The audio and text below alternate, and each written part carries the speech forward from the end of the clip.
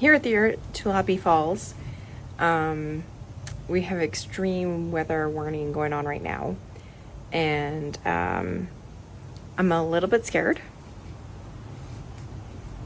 Okay, a lot scared right now for the weather and the wind. I'm gonna take you over here and show you some outside.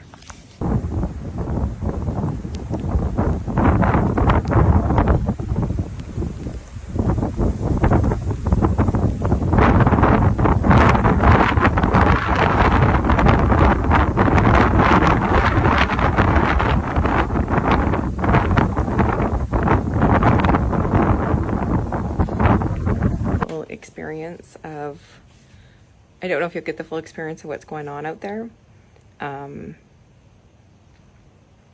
the wind is cycling pretty bad.